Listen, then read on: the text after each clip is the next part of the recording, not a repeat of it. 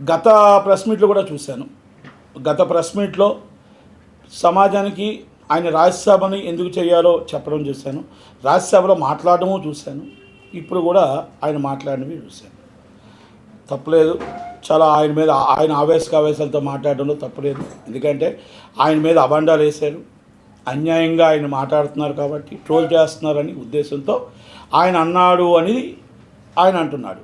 కానీ నేనేమంటున్నానంటే, అయ్యా విజయసాయిరెడ్డి గారు, మీరు రాజ్యసభని ఎందుకు మర్చిపోయారు? మీరు రాష్ట్రానికి షాడో ముఖ్యమంత్రి, ఒకప్పుడు షాడో ముఖ్యమంత్రిని ఎందుకు మర్చిపోయారు? మరి మీరు అన్నీ మీకు తెలుసుండి మొత్తం టోటల్గా చక్రం తిప్పిన మీరు ఈరోజు ఒక విలేకరులను కానీ వాళ్ళని కానీ ఒరే గిరే అని మాట్లాడడం, ఇది మీకు సమస్యమా? మీకు తగునా అని అడుగుతున్నా. ఎందుకంటే మీరేం బాలాకుమారుడు కాదు, 16 ఏళ్ళ బాలాకుమారుడు అని మేము అనుకోవట్లే. మీరు 65 సంవత్సరాల మీరు తాతగారనే మేము అనుకుంటున్నాం. కానీ మరి వాళ్ళు చెప్తున్న మాటలు, వాళ్ళ హస్బెండ్ చెప్తున్న మాటల్ని, మీరు చెప్తున్న మాటల్ని అవి కొన్ని పరిగణలోకి తీసుకుంటే మీరు తాతగారా బాలాకుమారుడా అనేది జనాలకు అర్థం కావాలి. అర్థం అవ్వడానికి ఆ విలేకరులు అడుగుతున్న ప్రశ్న అది. ఆ ప్రశ్నకి నాది కాదండి, ఇది నేను నిరూపించుకుంటాను, నేను ఇలా కంపల్సరీ దీన్ని నా సాక్ష్యాలు నా మీద లేవు, అన్యాయంగా ఇరికిచ్చారు, నన్ను టీడీపీ వాళ్ళు ఇరికిచ్చారా, వైసీపీ వాళ్ళు ఇరికిచ్చారా, లేకపోతే మీ కుటుంబ సభ్యులు ఇరికిచ్చారా అనేది చెప్పుకోవాల్సిన బాధ్యత మీకుంటుంది. యాజ్ అ పబ్లిక్ పర్సన్ మీరు ఆల్రెడీ పబ్లిక్లో రాజ్యసభ సభ్యుడిగా ఎన్నికయ్యారు. విశాఖపట్నాన్ని దోచుకోవడానికి తయారయ్యారు. తర్వాత మిమ్మల్ని భరించలేక జగన్మోహన్ రెడ్డి గారు నెల్లూరుకి పంపించారు. ఇవన్నీ వాస్తవాలెంతో ఆ అమ్మాయి ప్రసన్న అన్న హస్బెండ్ చెప్పినవి కూడా వాస్తవాలే అని కనిపిస్తున్నాయి. ఇది నేను చెప్పట్లేదు, ఇది సోషల్ మీడియా చెప్పట్లేదు. విలేకరు లెవెల్లో కూడా మిమ్మల్ని వచ్చి ప్రత్యేకంగా మీకోసం ఒక టోటల్గా హాఫ్ అన్ అవర్ ప్రోగ్రామ్ ఎవరో చేయలేదు. ఆయన చెప్పిన ప్రోగ్రామ్కి మీరు చెప్పిన ప్రోగ్రామ్కి దగ్గర దరిదాపులో ఉన్నాయి. నేను 2 విషయాలు అడుగుతా. ప్రసన్న గారు ఎందుకు సస్పెండ్ అయ్యారు? శాంతి గారు ఎందుకు సస్పెండ్ అయ్యారు? శాంతి గారు సస్పెండ్ అవ్వడానికి, శాంతి గారు ఇంతకుముందు చేయడానికి వైజాగ్ కొన్ని కార్యక్రమాల్లో ఆమె పాత్ర ఏంటి, మీ పాత్ర ఏంటి, మీ పాత్ర అభినయం ఏంటి, అసలు ఆమెకి మీకు సంబంధం ఏమిటి? సంబంధం అంటే వేరే విధంగా అనుకోవద్దు విజయసాయిరెడ్డి గారు. మేము అడుగుతుంది ఆమె అన్నది ఒక ఎంపీ గారిని కలగకూడదా? 100% కలవచ్చు. ఒక ఎంపీగా మీరు అన్నారు, ఎంపీగా నేను ఆ అమ్మాయి అడిగిన దానికి నేను హెల్ప్ చేయకూడదా అని అన్నారు. 140 కోట్ల మందికి రాజ్యసభ సభ్యులు మీరు, నాట్ ఓన్లీ వన్. కనుక 140 కోట్లలో ఎంతోమంది వస్తారు, ఎంతోమందికి మీరు హెల్ప్ చేస్తూ ఉండాలి. కానీ ఆ హెల్ప్ల్లో కూడా కొన్ని హద్దులు దాటకూడదు. ఎందుకంటే మీరే అన్నారు, మేము అనలేదండి ఇది, మీరు ఒక్కసారి రిపీట్ చేసుకోండి మళ్ళీ మీ దీంట్లో ప్రెస్ మీట్లోనే. వాళ్ళ హస్బెండ్ మా దగ్గరకు వచ్చాడు. హస్బెండ్ వస్తే హస్బెండ్ ఏదో అమెరికా వెళ్తాను అన్నాడు, స్కాలర్షిప్ కోసం మా వాళ్ళు హెల్ప్ చేయమని అడిగాను అన్నారు. మీకు ఇంట్రెస్ట్ లేకపోతే ఆ హస్బెండ్ అమెరికా పంపించే ఆలోచన మీరెందుకు చేస్తారు? మీకు ఇంట్రెస్ట్ లేకపోతే మీ హస్బెండ్ని మీకు స్కాలర్షిప్ కోసం గవర్నమెంట్ సొమ్ముని ధరాదత్తం చేయడానికి మీరెందుకు చేస్తారు? ఇది నేను మాట్లాడలేని మాట సార్. మీరు మాట్లాడి మీ నోటుతో మాట్లాడి మీరే హెల్ప్ చేయమని అడిగారు. అంటే 140 కోట్ల మంది జనంలో ఆయన వాళ్ళ హస్బెండ్ శాంతి గారు హస్బెండ్ ఒక్కలే కనబడ్డారా మీకు? వాళ్ళ కుటుంబంలో మొత్తం టోటల్గా నీళ్ళు పోసారు. ఓకే, ఆమె 4 కోట్ల బిల్డింగ్ కొన్నదా కొనలేదా, ఆమె ఆస్తులు ఏంటి, గతం ఏంటి, ఇవన్నీ పక్కన పెట్టేసేయండి. మీకు ఆమెను అక్కడ తీసుకొచ్చి వేయడం ఏంటి, ఆమెను సస్పెండ్ చేయడం ఏంటి, ఇవన్నీ కూడా మీ పాత్రలు లేవా? నేను వేరే విధంగా వెళ్ళట్లే. అలాగే మీది ఇంకొకటి ఉంది. అంటే ఇలాంటివి చూసుకుంటే మీ బాలాకుమారుడిగా మీ మీద ఒక అభియోగాలు ఉన్నాయి. ఏమని? అసలు 16 ఏళ్ళ బాలాకుమారుడిగా ఏ ఆడపిల్ల కనబడినా ఫస్ట్ హెల్ప్ చేసేది మీరేనంట. టోటల్గా helping nature is a Vijayasai Reddy గారు is grateful only all for ladies, only అమ్మాయిలు మాత్రమే అనేది మీకు పేరు, మంచి పేరు ఉంది. ఇది ఈరోజు కాదు, రాజ్యసభ కాకముందు నుంచి ఉంది. ఒకవేళ మీకు చరిత్ర కావాలి, మీకు మర్చిపోతే ఆ చరిత్రని కావాలంటే ఒక లైవ్లో కూర్చుందాం, ఎక్కడైనా కూర్చుందాం, లేకపోతే నాకు డిఫర్మేషన్ నోటీస్ పంపించండి, లేకపోతే మీరు పర్మిషన్ డాబా ఇవ్వండి, ఎక్కడైనా కూర్చొని ఏ పోలీస్ స్టేషన్ కాడైనా కూర్చొని మీ చరిత్ర ఇప్పుదాం. అప్పుడు అందరూ DNA టెస్టులు పంపిద్దాం. ఎందుకంటే ఒక చరిత్ర మీకుంది. అమ్మాయి కనబడితే మీ చిన్న కుమారుడు అయిపోతారు అనేది. అదొకటి ఉంది. ఇంకొక చిన్నది నాకు డౌట్ ఉంది. ఇప్పుడు సింహాచలం దేవస్థానంలో ఒక 28 సంవత్సరాల అమ్మాయి గెడ్డం ఉమ్మగారు, ఆమెని ఏ ప్రాథమిక ప్రకారం మీరు ఆ ట్రస్ట్ బోర్డులో 100% అనర్హురాలు, ఆ ట్రస్ట్ బోర్డులోకి ఎలాగ వేసారు? ఓకే, తర్వాత అవన్నీ మొత్తం టోటల్గా రచ్చరచ్చ అయ్యి మళ్ళీ సస్పెండ్ అయిన జీవో కూడా ఇది. ఆమెకి మీకు సంబంధం ఏంటి? ఇది ఎందుకు నేను అడిగానంటే, ఈమె నాకు ఎవరో తెలియదు, నేను ఎవరో తెలియదు వాళ్ళు కాదు. నేను అడిగిన ప్రశ్న ఏంటంటే, శాంతి గారికి ఎంత నిజమో, శాంతి గారిది ఎంత నిజమో ఆమెది అంతే నిజం. ఆమెది కూడా ఆ ట్రస్ట్ బోర్డులోకి ఎవరేసారు ఎంక్వైరీ చేయాలి. ఆ ట్రస్ట్ బోర్డులోకి అసలు వేయడానికి 28 సంవత్సరాల లోపు వేయడానికి మన అన్య మతాలు ఒప్పుకోవు కదా. మరి హిందూ మతం వాళ్ళంతా ఏం చేస్తున్నారు? మరి బీజేపీ వాళ్ళు వీళ్ళతో ఎందుకు రాసుకొని పూసుకొని తిరుగుతున్నారు? నెంబర్ 1. రెండోది, ఆ అమ్మాయిని ఎలాగేశారు, ఎందుకు మరి ఆ అమ్మాయిని సస్పెండ్ చేశారు? ఆ ట్రస్ట్ బోర్డు నుంచి ఎందుకు సస్పెండ్ చేశారు అనర్హురాలుగా? అంటే ఇలాంటివన్నీ విజయసాయిరెడ్డి గారికే వస్తాయి పాపం హెల్ప్ చేయడానికి. చాలా మంచివాడు, సౌమ్యుడు, గొప్పవాడు కనుక ఆయనకి అన్నీ కూడా ఇలాంటివన్నీ వచ్చి ఆయన చేతి కాడికి వస్తాయి. అందరు అమ్మాయిలకి హెల్ప్ చేస్తూ ఉంటాడు. మరి ఏ పాపం పుణ్యం ఎరగిన వాడు ఆయన? మరి విజయసాయిరెడ్డి గారి కోసం ఇంకా ఏం మాట్లాడాలి, ఇంకా ఏం చెప్పాలి? మీరు పెద్ద ప్రెస్ మీట్ పెట్టి ఒరే అని ఇష్టం వచ్చినట్టు మాట్లాడితే ప్రెస్ వాళ్ళని అంటే తప్పు ఒప్పుకున్నారు. ఎప్పుడైతే మీరు అన్నారో ఒరే అన్న మాట మీ నోట్లోంచి వచ్చిందో తప్పు ఒప్పుకున్నట్టు, ఎమోషనల్ ఎప్పుడైతే అయ్యారో తప్పు ఒప్పుకున్నట్టు. వైసీపీ వాళ్ళు కూడా మీకు సపోర్ట్ చేయలేదు అంటే 100% జగన్మోహన్ రెడ్డి గారిని కూడా మీరు బ్లాక్మెయిల్ చేశారు.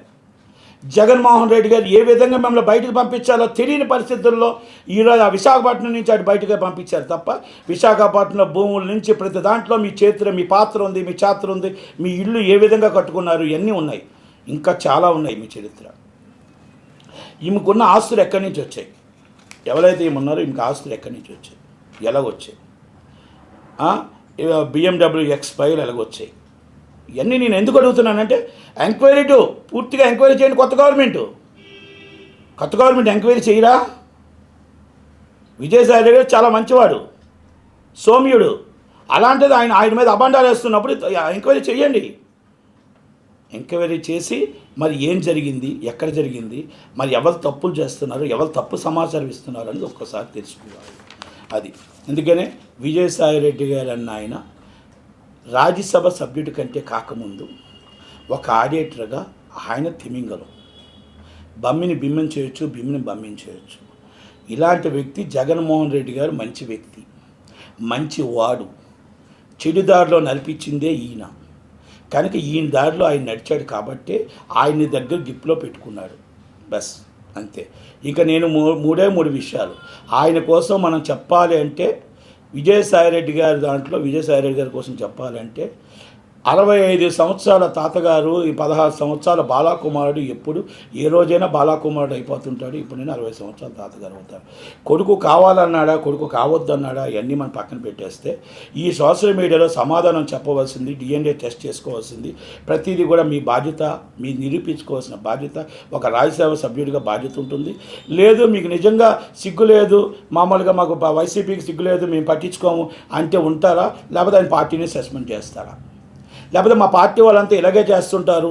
మొన్నటి మా అంబటి రాంబాబు గారు ఇలాగే చేశారు, మా అవంతి శ్రీనివాస్ గారు ఇలాగే చేశారు. చాలామంది మా అన్ని ఏ కేసుల్లో ఉంటాం, మేము ఇదే ఉంటాం.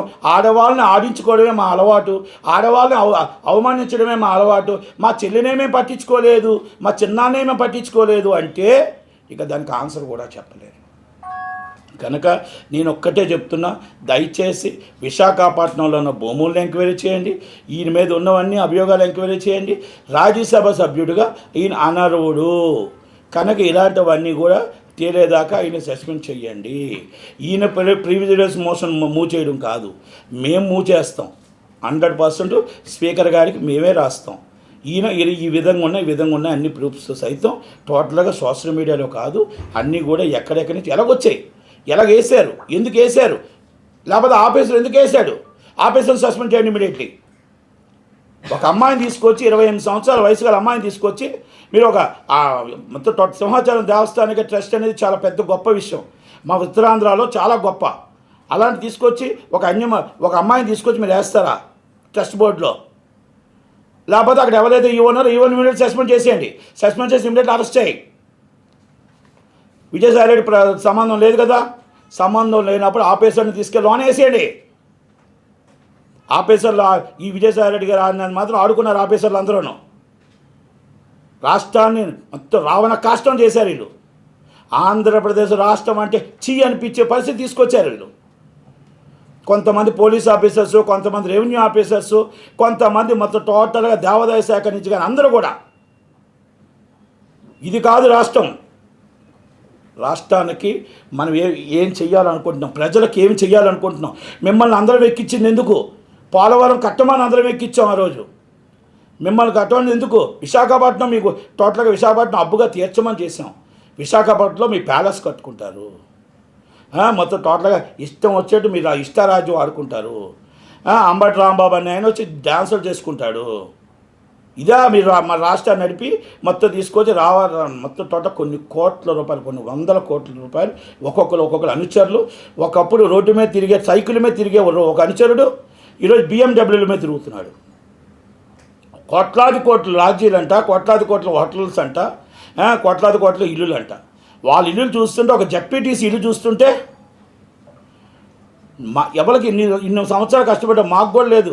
ఒక 35 కోట్లు ఫామ్ హౌసెస్ అంట, రెస్ట్ కంటే ఫామ్ హౌస్ అంట.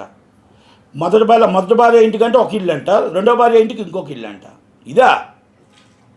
ఇలాంటి వాళ్ళు ప్రజల సొమ్ముని దాచుకున్న వాళ్ళందరినీ డబ్బుని కక్కి బయట తీసుకొచ్చి ప్రజలకు పెట్టాలి.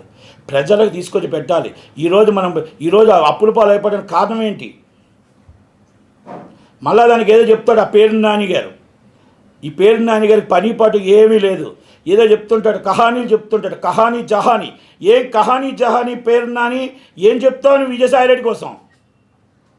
ఏం చెప్తావు? అది చెప్తావు ఖజానాలో డబ్బు లేదంట, 6 ప్యాక్స్ ఏం చేయలేకపోయారంట. 6 ప్యాక్స్ చేయడానికి నువ్వేమైనా మొత్తం టోటల్ ఆస్తులు ఇచ్చావా? ఆస్తులు అమ్మి తాకట పెట్టి మీ ఇంట్లో సొంతానికి మార్చుకున్నారు. సొంతానికి మార్చుకున్నప్పుడు గవర్నమెంట్ ఎక్కడి నుంచి తీసుకొస్తుంది?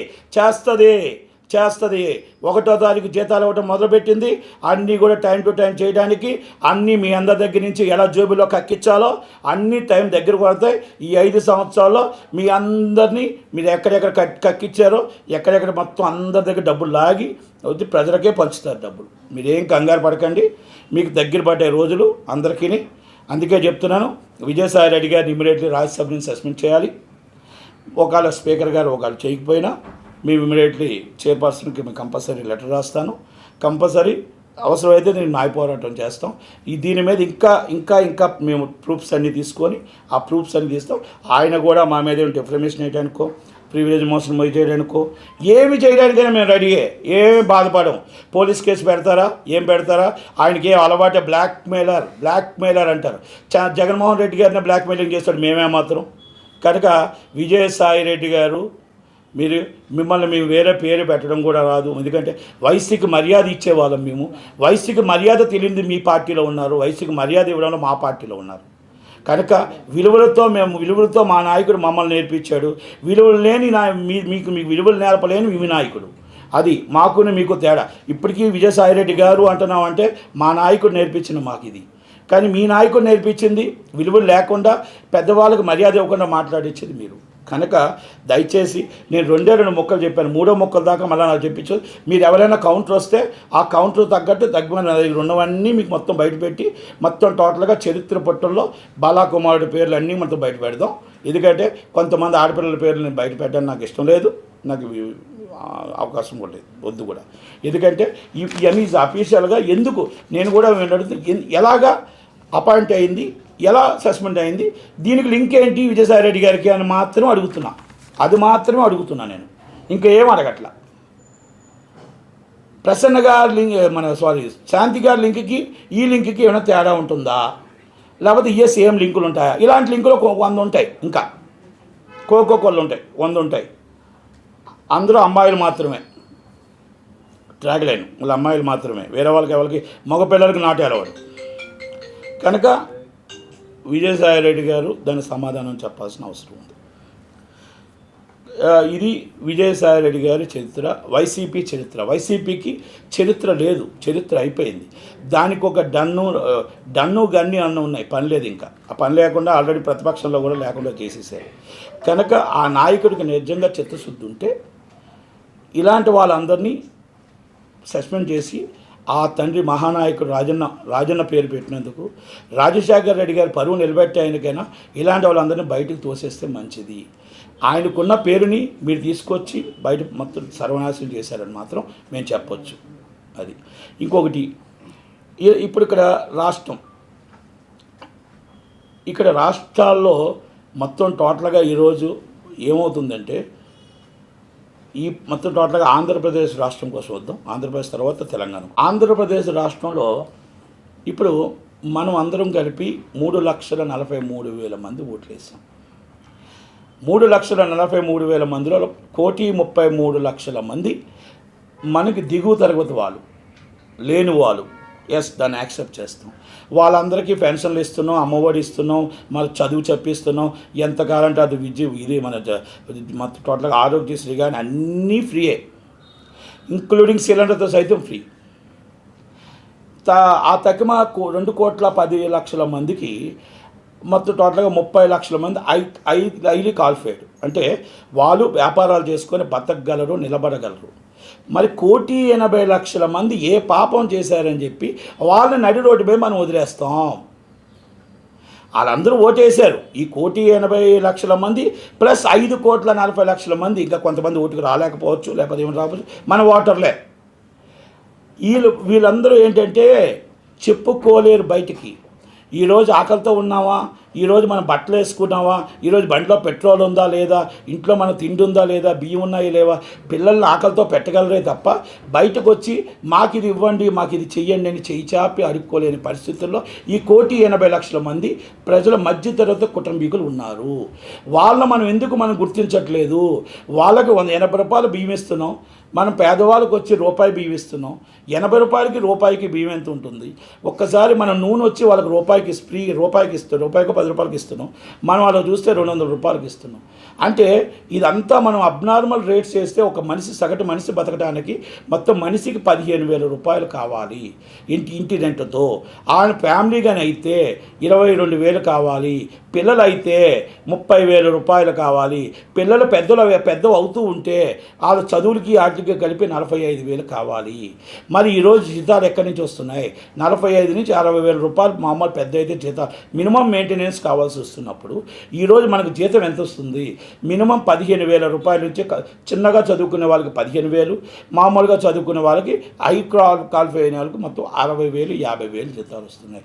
చాలా జీతంతో చదువులే పిల్లల్ని చదివించుకోవాలా? ఆ విద్య ఆరోగ్యమే చూపించుకోవాలా? మరి ఏమీ చూపించుకోకుండా గ్యాస్ సిలిండర్ 1,200 రూపాయలకే కొనాలా? 200 రూపాయలకు కందిపప్పే కొనాలా? మరి వీళ్ళందరూ ఏం పాపం చేశారని ఇంత డబ్బు చేసి ఒకవేళ డబ్బు సరిపోతే ఎవరికి చెప్పుకోలేక ఆ తల్లిలో తండ్రి ఒక పూట తినక, ఒక పూట తిని ఆ తల్లికి ఆ పిల్లల్ని చదివించుకొని ఆ ఆరోగ్యంలో కానీ ఆ దేవుల ఆరోగ్యం బాగాలేకపోతే ఆ నెలంతా పస్తుండి ఆ ఆరోగ్యశ్రీ లేక, ఇన్సూరెన్సులు లేక, ఏమీ లేక, మరి ఆ పిల్లలు ఆ డబ్బు అంతా అటు వెళ్తూ ఉంటే, ఆ డబ్బు వెళ్తున్న నెల రోజులు వాళ్ళందరూ ఆకలితో ఉంటే మనకి వాళ్ళని మనం పట్టించుకోమా? గవర్నమెంట్లు ఏదైనా సరే, తెలంగాణ అవ్వచ్చు, ఆంధ్ర అవ్వచ్చు, వాళ్ళు మనం ఏం పాపం చేశారు? మధ్యతరగతిగా పుట్టారని. మధ్యతరగతి కుటుంబీలుగా పుట్టడమే తప్ప పాపమా? వాళ్ళ మీద మనం ఎందుకు పట్టించుకోవట్లేదు? మిమ్మల్ని సిలిండర్ ఫ్రీ అడగట్లేదు వాళ్ళు. మీరు 400 సిలిండర్ ఇవ్వండి. మిమ్మల్ని పప్పు 200 రూపాయలకి అడగట్లా, రూపాయికి అడగట్లా, 50% రేట్లో ఇవ్వండి. మీరు బియ్యం రూపాయికి అడగట్లా, మీరు 50 రూపాయలకి ఇవ్వండి. ఒక రేటు చేసి ఆ మధ్యతరగతి కుటుంబీకులను కాపాడండి. ఆ మధ్యతరగతి కుటుంబీకులు మిమ్మల్ని పెన్షన్ అడగట్లా, ఆ మధ్యతరగతి కుటుంబీకులు మిమ్మల్ని అమ్మఒడి అడగట్లా. విద్యా వైద్యం ఫ్రీ చేయండి. విద్యా వైద్యంకి అక్కడ కులమత భేదాలు పెట్టొద్దు. గొప్పవాళ్ళు, పేదవాళ్ళు, లేనివాళ్ళు, ఉన్నవాళ్ళు మాత్రమే పెట్టండి. విద్యా వైద్యం ఈ 2 ఫ్రీ చేయండి. ఆ 2 ఫ్రీ చేస్తే సగటు ప్రజలందరూ బాగుపడతారు. దయచేసి ఈ మధ్యతరగతి కుటుంబీకులు మాట్లాడండి. వాళ్ళందరూ రాజకీయ నాయకులు, వాళ్ళని పట్టించుకోండి. ఎంతసేపు మీకు వచ్చిందా, మీకు అమ్మఒడి వచ్చిందా, మీకు మొత్తం రుణమాఫీ వచ్చిందా, అది కాదు వచ్చేది. ఈ మధ్యతరగతి కుటుంబీకులే ఈరోజు సాయంత్రం 4 గంటల నుంచి రాత్రి 1 గంట దాకా ఓటేసింది మధ్యతరగతి కుటుంబీకులే. ఎందుకు ఓటేసారో తెలుసా? మన ఆంధ్రప్రదేశ్లో మన పిల్లలు మన దగ్గరికి వచ్చి చదువుకుంటారు, పరిశ్రమలు వస్తాయి. మనం ఎక్కడో బెంగళూరులో నా పిల్లలు చదువుకోవద్దు, ఎక్కడో చెన్నైలో నా పిల్లలు చదువుకోవద్దు, ఎక్కడో హైదరాబాద్లో నా పిల్లలు చదువుకోవద్దు. నా పిల్లలు నా కళ్ళ ముందు చదువుకోవాలంటే పరిశ్రమలు కావాలి, చంద్రన్న రావాలి, పవన్ కళ్యాణ్ గారు రావాలి. అందుకనే 4 గంటల నుంచి 1 గంట దాకా నీళ్ళు లేకుండా పాలు లేకుండా కూర్చోబెట్టి ధనామందన ఓట్లు వేసుకుంటూ వెళ్ళారు అంటే ఆ మధ్యతరగతి కుటుంబీకులే. మా పిల్లలు ఇక్కడ చదువుకుంటే మా ముందు బతుకుతారు. చాలా జీతంతో ఎక్కడో హైదరాబాద్లో, ఎక్కడో చెన్నైలో, ఎక్కడో గల్పల్లో బతకొద్దు. మా రాష్ట్రంలో మేము గర్వంగా బతుకుతాం. మాకు పరిశ్రమల్లో మాకు జీతాలు ఇవ్వండి, ఉద్యోగాలు ఇవ్వండి, పరిశ్రమలు రప్పించండి అని చంద్రబాబు గారిని గెలిపించారు. కాబట్టి ఈ మధ్యతరగతి కుటుంబీకులకి మనం 1200 మన సిలిండర్ ఇచ్చి 380 రూపాయలు మొత్తం టోటల్గా వాళ్ళందరికీ ఫ్రీగా ఇవ్వడం అనేది కరెక్ట్ కాదు. దయచేసి ఒక సబ్సిడీ రేటు పెట్టండి. ఆ సబ్సిడీ రేట్లో మనం భరించుతామా, ఏం చేస్తామా, ఎలా చేస్తామా, ఏ విధంగా మనం రాబడి పెట్టుకుందాం, ఏ విధంగా చేసుకుందాం అని ఒకటి పెట్టుకోవాలి. అవన్నీ మనం పెట్టుకుని మధ్యతరగతి కుటుంబీకులను కాపాడాలి. ఇన్కమ్ పెరగడానికి మీరు 2 విషయాలు చేసుకోవాలి. మీరు దాన్ని వదిలేస్తున్నారు. ఇన్కమ్ పెరగడానికి వదిలేస్తున్నారు. ఈ మధ్యతరగతి కుటుంబీకులమే పడిపోతున్నారు. మీకు ఈరోజు చెప్తున్న మార్కెట్లో విశాఖపట్నంలో మద్దిరిపాలెం అనే సెంటర్లో 3 లక్షల రూపాయల గజం ఉంటే 3 లక్షల గజం ఉంటే ఆ 3 లక్షలకి గవర్నమెంట్ వాల్యూ 50,000 కడుతుంటే 2,50,000 బ్లాక్ మనీ ఇవ్వని మీరే కదా ప్రోత్సహిస్తుంది. 3 లక్షల రూపాయలకి మీరు ట్యాక్స్ కట్టించుకోవచ్చు కదా. 3 లక్షలకి మీరు అప్గ్రేడ్ చేయొచ్చు కదా. మీ చేతుల్లో పనే కదా. 2,50,000 రూపాయలు బ్లాక్ మనీగా మనం ప్రోత్సహిస్తున్నాం గవర్నమెంట్. పంచాయతీల్లో మనం ఒక ఉదాహరణకి ఒక పంచాయతీలో 13,000 పంచాయతీలు ఉన్నాయి. 13,000 పంచాయతీలు ఉన్నాయి. 13,000 పంచాయతీల్లో దాదాపు ఒక పంచాయతీకి అది ఇది పంచాయతీ చట్టం ప్రకారం మనకు రావాల్సిన డబ్బు నెలకి ఒక పంచాయతీ మేజర్ పంచాయతీకి 22 లక్షలు రావాలి, ఒక స్మాల్ పంచాయతీకి 11 లక్షలు రావాలి. ఈరోజు ఆ పంచాయతీకి 50,000, 2,000, 2 లక్షల రూపాయలు కూడా రావట్లేదు అంటే లంచాల రూపంలో వెళ్ళిపోతున్నది. రాజకీయ నాయకులు తింటున్నారా? ఆఫీసర్లు తింటున్నారా? ఎవరు తింటున్నారు? ఈ 13,000 పంచాయతీ నుంచి ఎందుకు ఈ డబ్బులు మనం కలెక్ట్ చేయలేకపోతున్నాం? మన దగ్గర మ్యాన్ పవర్ లేదా? మన దగ్గర చట్టం లేదా? చట్టంకే నేను కొత్తగా చట్టం చేయమని చెప్పట్లా. ఆ చట్టంలో మీకు ఉదాహరణకు ఒక థియేటర్ ఉంది, 1,17,000 ట్యాక్స్ని 2,000 రూపాయలు ట్యాక్స్ ఏ విధంగా వేస్తున్నారు? ఇది ఎక్కడి న్యాయం రా బాబు అని అడగలేకపోతున్నారా? ఇది చట్టం ప్రకారం 1952 చట్టం, పంచాయతీ చట్టం అడుగుతుంది. ఆ చట్టం ప్రకారం మీరు ఎందుకు దాన్ని మానిటరీ చేయలేకపోతున్నారు? ఎందుకంటే మీ లంచాలు పోతాయి, మీ బ్లాక్ మనీ పోతుంది. అక్కడ బ్లాక్ మనీ పోవాలి, రిజిస్ట్రేషన్లో బ్లాక్ మనీలు పోవాలి. మీకు ఇన్కమ్ ఎక్కడి నుంచి వస్తుంది? అప్పులు కాకపోతే. ఈ రెండింటి మీద పెట్టండి. ఈ మధ్యతరగతి కుటుంబీకులను కాపాడండి. ఇలా ఎన్నో ఉన్నాయి, పరిశ్రమలు ఉన్నాయి, జిఎస్టీలు ఉన్నాయి, మొత్తం టోటల్గా ఎన్నో రావాల్సిన ట్యాక్సులు ఉన్నాయి.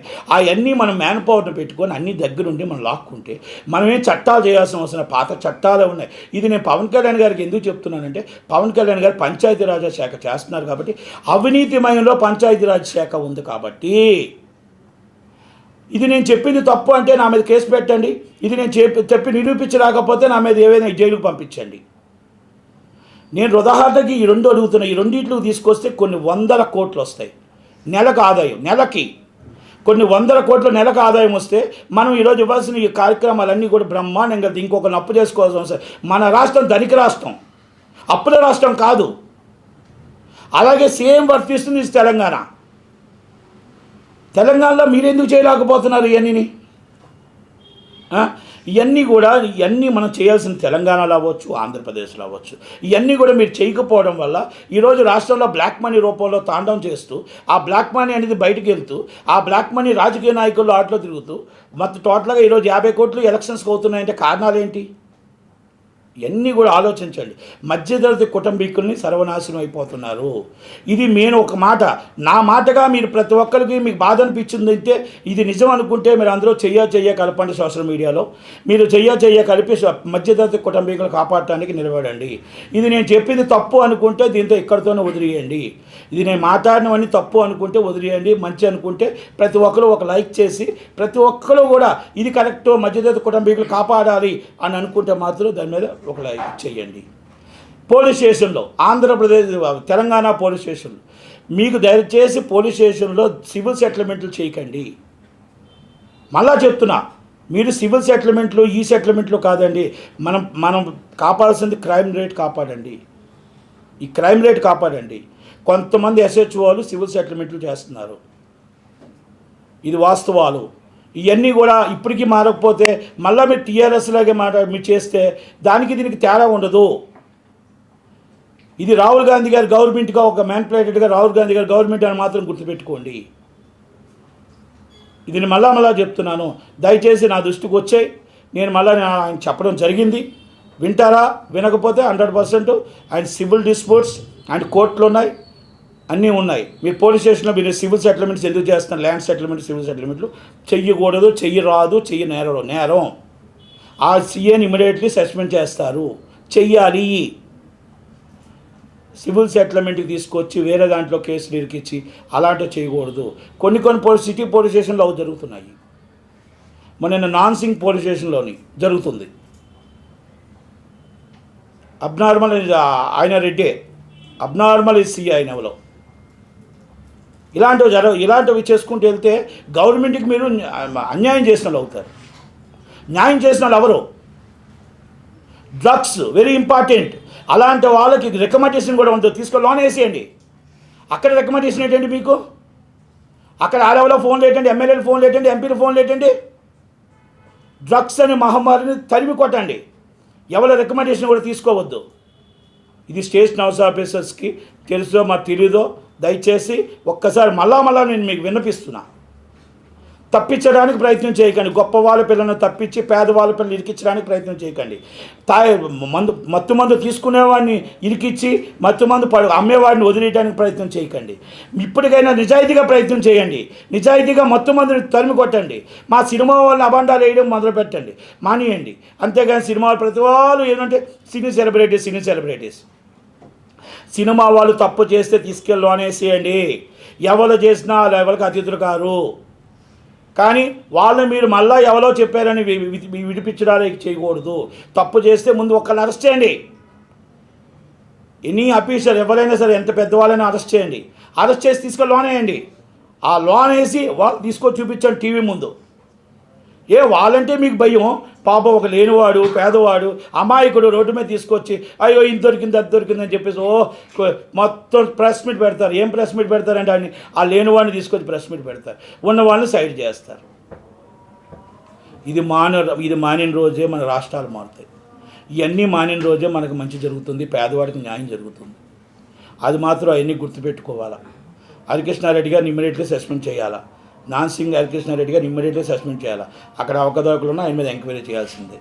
అది మాత్రం నేను చెప్తున్నాను. Thank very much. ఇప్పుడు సార్ రేపు మా పులివెందుల నుండి అసెంబ్లీకి వస్తుందని చెప్తున్నారు. అసెంబ్లీకి వస్తే విజయసాయి రెడ్డి ఇష్యూ చర్చకు వస్తుంది అసెంబ్లీలో. ఏపీ అసెంబ్లీ సమావేశాలు విజయసాయి రెడ్డి ఇష్యూ చర్చకు వస్తుందా? రావాలి. యువతలు భయపడి తీసుకోకపోతే మనం ఏం చేయలేం. ఆయన అంటున్నాడు నేను చంద్రబాబు గారికి కూడా దగ్గరే అంటున్నాడు. నేను చంద్రబాబు గారి దగ్గరే, నేను తారక రత్నకి నేను బాగా దగ్గర, మా అమ్మ ఎందుకు కాబట్టి నేను చంద్రబాబు గారి దగ్గర, చంద్రబాబు ఛాన్సెస్ అని టీడీపీకి వచ్చేస్తాను అంటున్నాడు.